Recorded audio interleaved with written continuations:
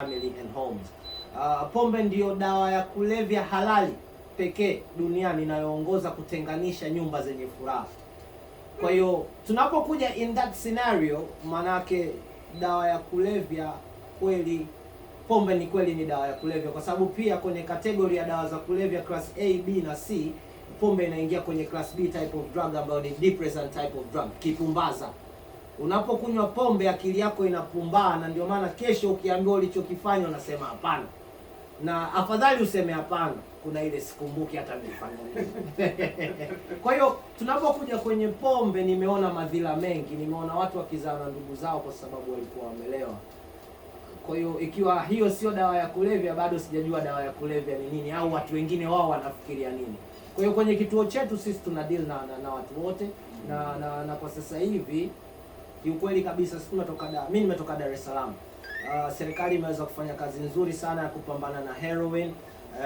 DCA imeweza kufanya kazi nzuri ya kudhibiti. Kwa hiyo sasa hivi kikubwa kinachokwaza jamii yetu ni ulevi uliokithiri wa vipombe hivi vya kupima pima. Asubuhi tu ukiamka wewe unaenda kunywa kahawa, lakini kuna watu tayari washavesha.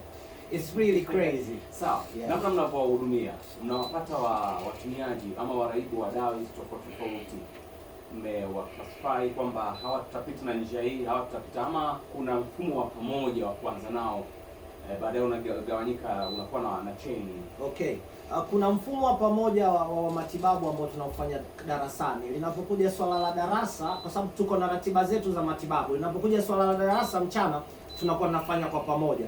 Lakini linapokuja swala la one to one session, ndio pale sasa na mcategorize kila mtu katika sehemu yake husika.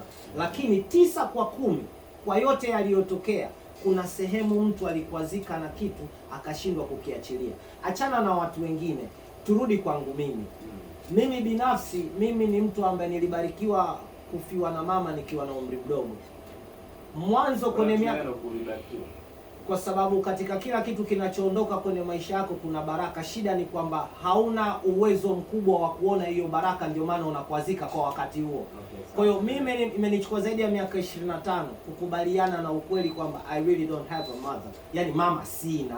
Nilie, nihuzunike, nilalamike, ukweli ni kwamba hiko kitu hakipo. Mimi imenisumbua sana bro. Imenisumbua sana. Kwa maisha yangu nimekuwa without a feminine figure. Yule mtu wa kumuita mama, kwa sababu sarcasm ya maisha inasema kila binti na baba yake, kila mama na mwanaye wa kiume. Sasa sehemu hiyo ya kwenda kudeka na kuzungumza vitu vinavyonisumbua mimi sikuwa nayo. Kwa hiyo ilipokuja utambulisho wa dawa za kulevya, ilikuwa ni kitu rahisi cha mimi kusahau kile kilichotokea. Ilinifanya nijisikie vizuri kwa wakati fulani, lakini kwa miaka iliyoendelea nilikuwa nashindwa kuishi bila ya. Ndio shida ikaanza sasa, na ndio hitaji la kutaka kubadilika likaanza.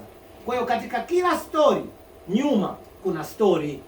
Watu sio hukumu watumiaji ama waraibu wa dawa. Sio tu watumiaji na waraibu tu wa dawa za kulevya. Mimi bango langu nimeliweka pana sana. Siongelei tu kuhusu watumiaji, mimi naongelea kuhusu watu.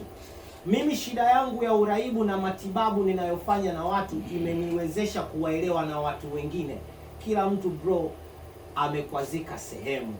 Wengine wako na namna bora za kuficha vikwazo vyao kwa usalama, wengine wanashindwa. Hawa wanaoshindwa ndio wanalipukia kwenda kufanya vitu vingine kwa kutaka kujikimbia.